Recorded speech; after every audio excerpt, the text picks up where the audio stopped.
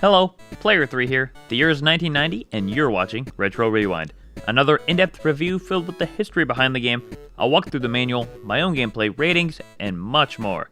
This time, Bobcat is on a mission of love. That's right, it's 9 lives.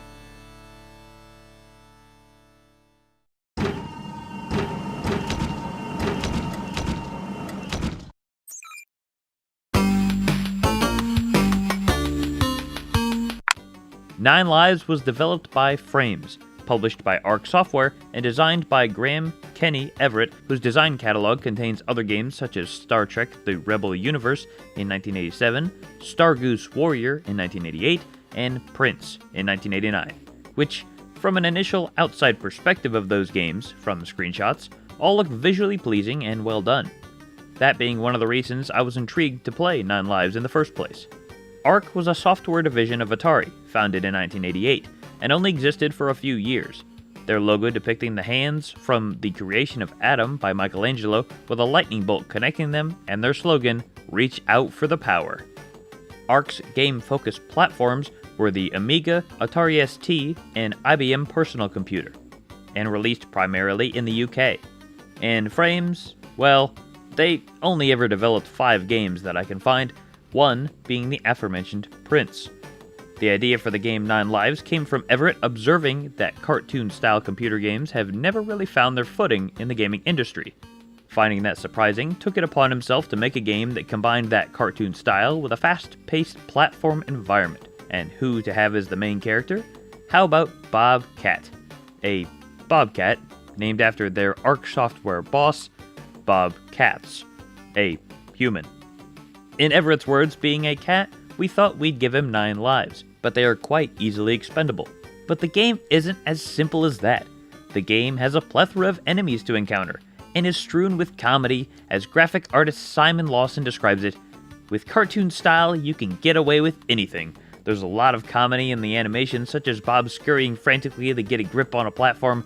My favorite is when he hits a wall. He looks down, holds up a sign saying bye, then his body goes down, his neck stretches and follows on. Very Wile E. Coyote.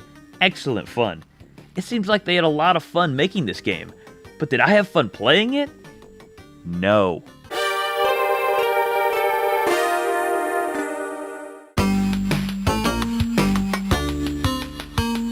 I couldn't find an actual game manual per se, though I found multiple sources with a document defining the game's controls and the story of the game. So I suppose we can call that a manual. And I'll run through that like normal, but I'm also going to try something a little different here as well. You see, the game's box is filled with little quips and selling points for the game. I'm going to run through those as well and see how true they are in a sense by the end of the video. Let's start with the box. The front for the Amiga release is pretty blank besides a few hand-picked ratings. I'll have to specifically look at those when I get to that segment. The game's logo, I do love that Looney Tunes style look of it all. And free color poster.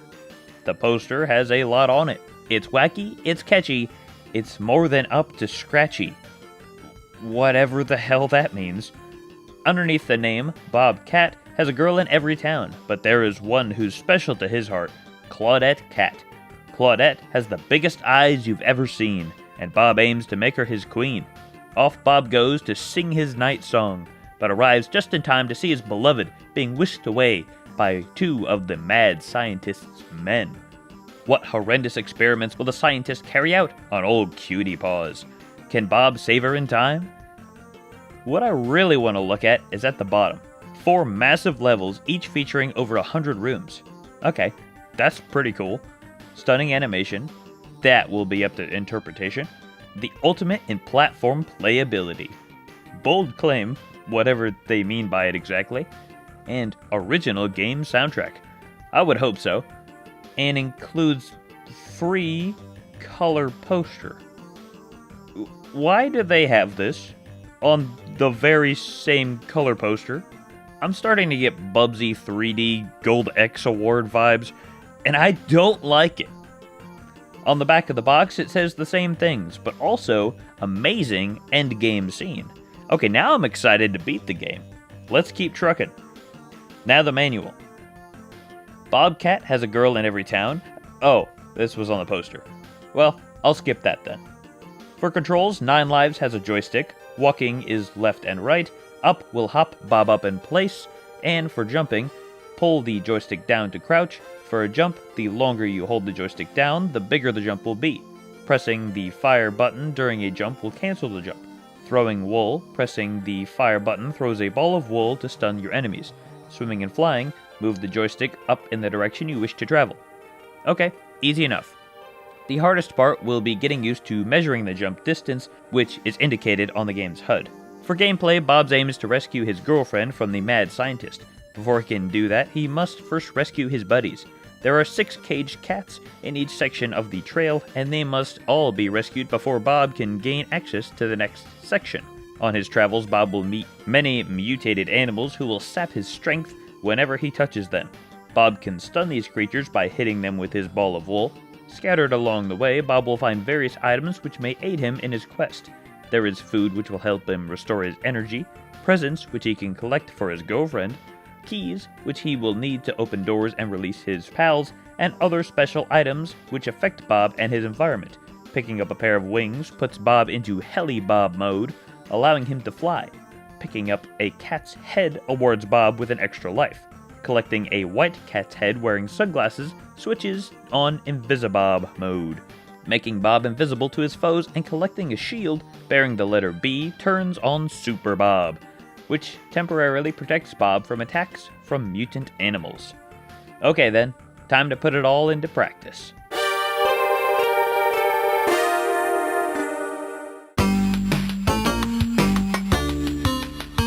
There he is, Bob. Good luck, huh? Okay, this looks simple enough. Let me run through what we're looking at real quick. Backed into the corner on the right is Bob as we play him.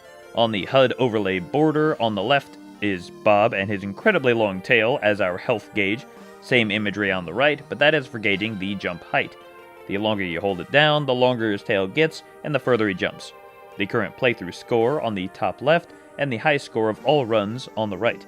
In the bottom middle, starting at 9 lives, and just to the right of that, Bob's 6 friends he has to rescue. And this music, I like it. The controls are simple enough. Besides the jumping gauge thing, I don't think I've ever seen a platformer with that mechanic. Probably for a good reason. Okay, looks like these bridges can disappear. Hope that doesn't come to bite me in the ass. What did I just drink? What was in that potion? I can't move. Oh, I see there's spikes too. Anything else that appears and disappears around this map? As I soon find out, those spikes are instant death. And if caught on a disappearing bridge or jumping off to an area that's too high, there is in fact fall damage. Or rather a comedic fall to your death. Okay, this is way too similar to Bubsy now. I am no longer having a good time.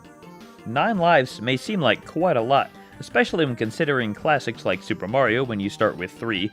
And yes, there are ways to gain more lives throughout this first level at least. I'm assuming the rest as well. However, many of those are... Come to think of it, how many levels are there? Okay, the manual says 4. These must be fairly long then, or the game pretty short. Alright, can I even call these things enemies? Most of them aren't even paying any attention to me. They just walk through me and I get hurt. Oh great, more spikes. I'm dropping lives like a stone. So when I hit these guys with my ball of yarn, it just stuns them for like 3 seconds.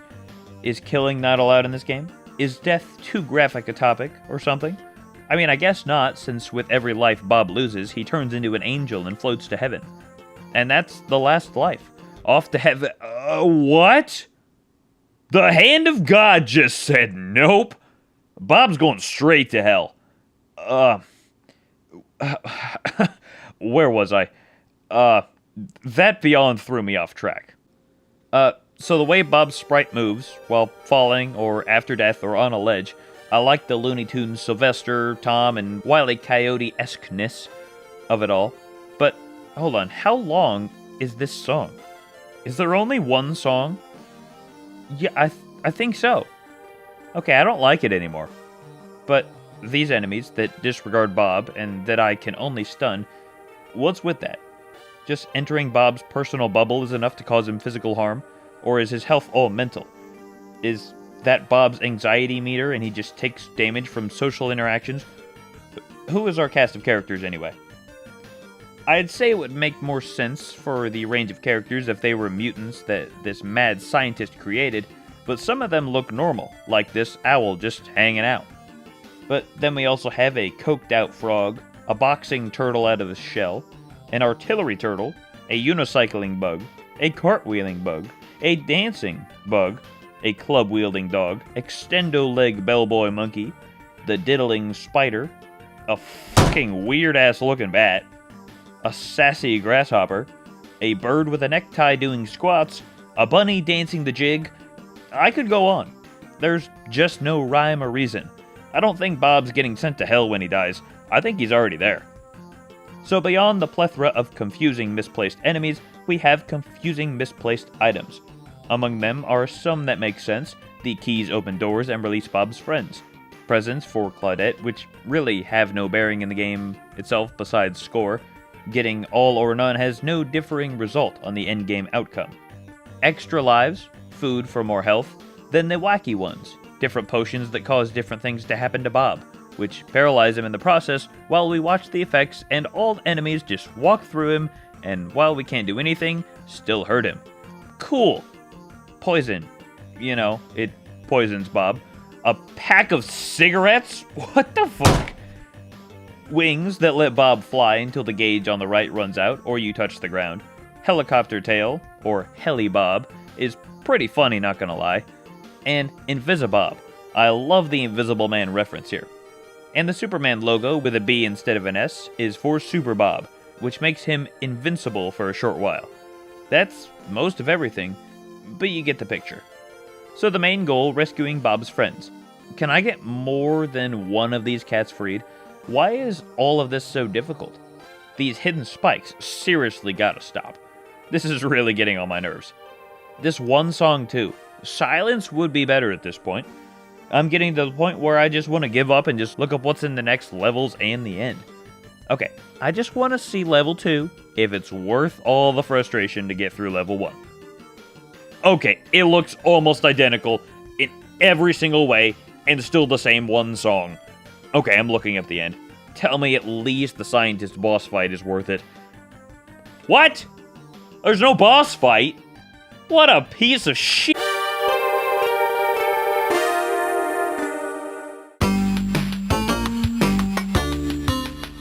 Released in November of 1990 for the Commodore Amiga in the UK, Italy, France, and Germany, and for the Atari ST only in the UK at the same time.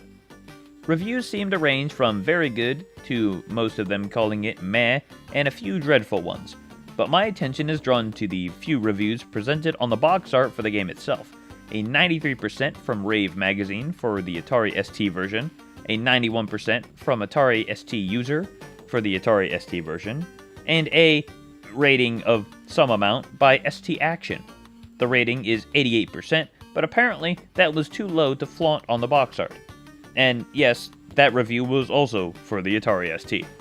The box art for both platforms was the same, and one would think the more widespread version would be the one to showcase its reviews rather than the UK exclusive version. Like I said, both games share the same box art. They also have the same controls, and look nearly identical graphically too. So what's the catch? Let's look at the review by Rave Magazine, where they reviewed both versions. As stated, a 93% for the Atari ST version. Why? Probably the best thing about the game is Bob. The little touches that get seen very rarely are worth the money alone. His near bubonic cough when he drinks something nasty, and the way he shakes the water from his coat after a dip are priceless. Sound effects are suitably cute and zany, and the tunes show a modicum of imagination, which all adds to the considerable fun. Did we play the same game? I mean, yeah, the goofy actions Bob performs on certain occasions are fun, but that's your whole review? Tell me about the gameplay, the story. The whole review shouldn't be based on sprite animation, sound effects, and music. And, tunes? Tunes. Plural. How much did Arc pay you to say all this? For the Amiga version, they gave it a 90%. An exact copy of the fun-packed Atari ST version. It's a pity the extra capabilities of the Amiga weren't utilized to the fullest.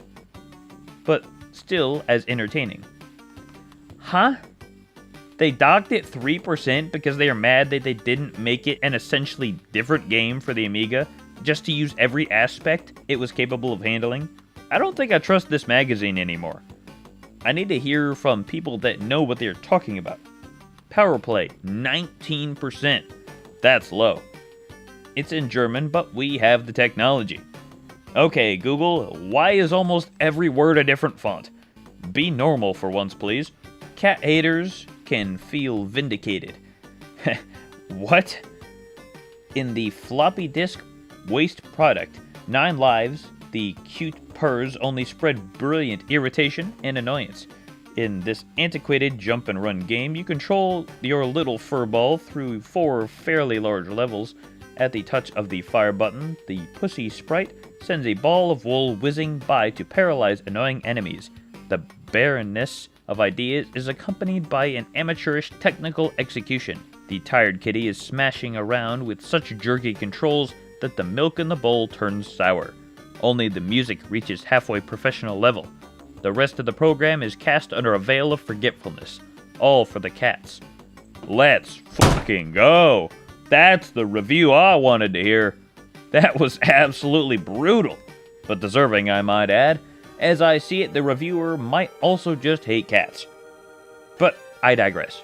As you can surely tell by now, I did not enjoy this game. Therefore, I'm giving 9 Lives a 3.5 out of 10. Really, this game sucks. Sorry for the few people who see this and actually enjoyed it, but I just don't see what makes it enjoyable. There are definitely a few simple things that could have made this game at least bearable, like being able to shoot out the ball of yarn while hopping in midair, but as it is, can only be done on the ground. But beyond that, the humor is really the game's only saving grace. I know I'm not hating on the game for the capabilities available that year. I mean, the only other game I rated lower, Theme Park Mystery, was also released in 1990, but so was The Secret of Monkey Island, and that's my favorite game I played for this series. So I know it's possible to have made a stellar game. The Immortal, the first game I ever reviewed for this series, was also from 1990, and I loved that game too. So really, there's no excuse for 9 Lives. Worst of all, the game cost £20 in 1990. That's nearly $80 today. What a scam! Like I said earlier though, I want to see if the game's claims from the box art hold true. 4 massive levels, each featuring over 100 rooms. I didn't count every room, but I think that's safe to say that's accurate. However small each room was. Stunning animations, that's a bold opinion, but not untrue, but I don't particularly agree. The ultimate in platform playability. The ultimate what? That's too vague. Original game soundtrack. Sure, the one song is original. Dozens of characters. Okay, accurate again. There are quite a few characters. Amazing endgame scene. That's where you kinda lose me. There's hardly anything to it. And that's what we're working towards? So I guess all in all, none of these claims are technically untrue, but very gimmicky and scammy. So, 3.5 puts 9 Lives 31st overall for my Retro Rewind series, just above Theme Park Mystery. Because at least 9 Lives is a complete game, although lackluster. This puts Amiga back up front as my most played from platform. 9 Lives is 6th in terms of games I played so far this year, and for games I enjoyed as much as 9 Lives, which may be more of a detriment than a recommendation, Revelations Persona, Lego Island, and Army Men. There's always bound to be games I downright despise. Not every game can be a banger, but it's nice to have more good than bad. So hopefully, I'll like my next game I play a bit better. If you have any game recommendations, games that you think I might really enjoy, leave them in the comments below. I hope you've enjoyed this video, and I hope you'll enjoy what I have in store. That's all for now. See you next time.